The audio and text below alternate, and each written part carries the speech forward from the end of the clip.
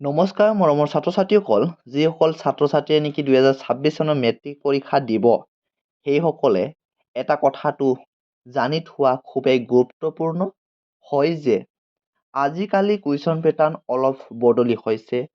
Question pattern সেই আগৰ দৰে হৈ থকা নাই।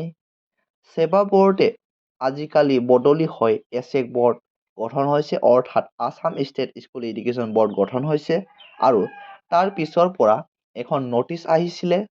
সেই নটিচখনত দিয়া হৈছিলে যে কি বদলি হ'ব বা বদলি হৈছে তোমালোকৰ মেট্ৰিক পৰীক্ষাৰ কুৱেশ্যন পেটাৰ্ণটো কি সলনি হৈছে আৰু যিসকলে এই নটিচখন ভালকৈ মন কৰা নাছিলে সিহঁতৰ কিন্তু মেট্ৰিক পৰীক্ষাত বেয়া ফলাফল দেখিবলৈ পোৱা গৈছে 2025 চনত। আৰু তোমালোকেও জনা যে এইবাৰ বহুতো ছাত্ৰ-ছাত্ৰীয়ে ফেল কৰিছে।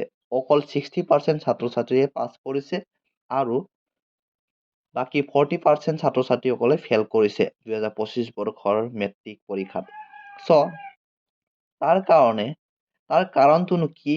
কাৰণ হৈছে যে তোমালোকে কুৱেশ্যন পেটাৰ্ণ যে বদলি হৈছে সেই কথাটো ভালদৰে গম পোৱা নাছিলা। আজিকালি তেনেকুৱা ধৰণৰ কুৱেশ্যন আহে যিবিলাকৰ কাৰণে তেওঁলোকে বুজি পোৱা নাছিলে, সেইকাৰণে তেওঁলোকে 2025 চনৰ মেট্ৰিক পৰীক্ষাত ফেল হৈছে। কিন্তু তোমালোকৰ লগত এনেকুৱা নহয়, কাৰণ আমি তোমালোকক আগতীয়াকৈ জনাই দিম। এতিয়াও তোমালোকৰ মেট্ৰিক পৰীক্ষালৈ দিন আছে। তোমালোকে যদি কুৱেশ্যন পেটাৰ্ণটো ভালকৈ বুজি পোৱা তেন্তে সেইমতে প্ৰস্তুতি কৰিব পাৰিবা 2026 চনৰ মেট্ৰিক পৰীক্ষাৰ বাবে। এতিয়া আহো কোনখন কুৱেশ্যন পেটাৰ্ণ, কোনখন ছাবজেক্টৰ কুৱেশ্যন পেপাৰটো কেনেকুৱা ধৰণৰ চেঞ্জ নহয়। প্ৰথমতে কোনটো চেঞ্জ নহয়, কোনটো চেঞ্জ হ'ব, এইটো নেক্সটত আমি আলোচনা কৰিম। প্ৰথমতে সেইটো হৈছে চেঞ্জ নহয় তোমালোকৰ কিতাপটো আছামিজ MIL ছাবজেক্টৰ বিষয়টো তোমালোকৰ কুৱেশ্যন পেটাৰটো চেঞ্জ নহয়। আৰু এতিয়া আহো তোমালোকৰ কোনখন ছাবজেক্টৰ কুৱেশ্যন পেটাৰ্ণটো বদলি হৈছে বা বদলি হ'ব। তোমালোকৰ বদলি হ'ব, তোমালোকৰ বিষয়টো হৈছে বিজ্ঞান, গণিত, সমাজ বিজ্ঞান, ইংলিছ।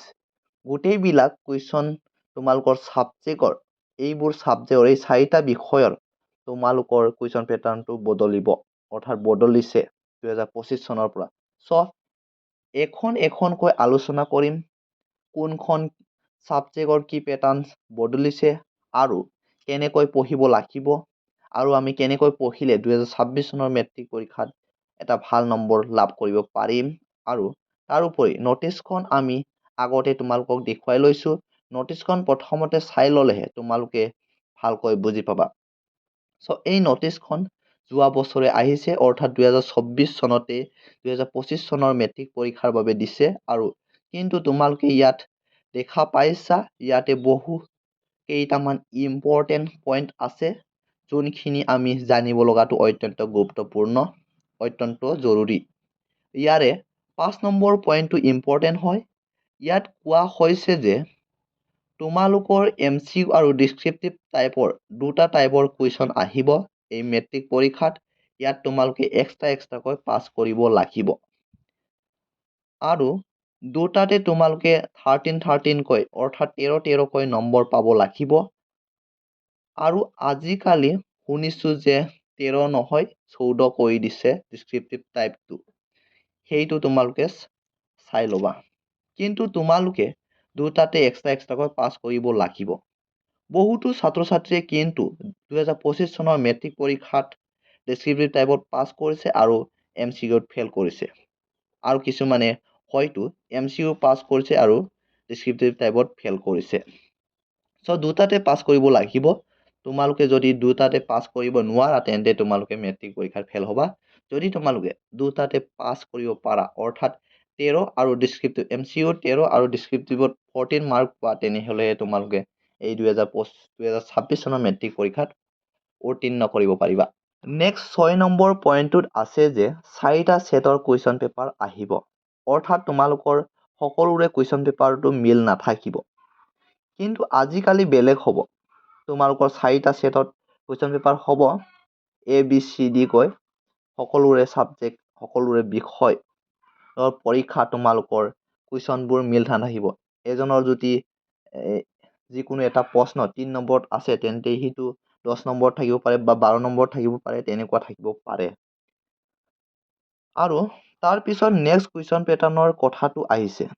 ইংলিছত বদলিছে তোমালোকৰ, বিজ্ঞানত বদলিছে, গণিতত বদলিছে, সমাজ বিজ্ঞানত বদলিছে। ক'ত কি বদলি হৈছে গোটেইখিনি কথা তথ্য অনুসৰি তোমালোকক নতুন এটা ভিডিঅ'ৰ সৈতে তোমালোকক জনাই দিম। সেই গতিকে তোমালোকে চেনেলটো ছাবস্ক্ৰাইব কৰি ৰাখিবা আৰু ভিডিঅ'টো এটা লাইক কৰিবা, ভিডিঅ'টো বন্ধুবোৰক শ্বেয়াৰ কৰি দিবা।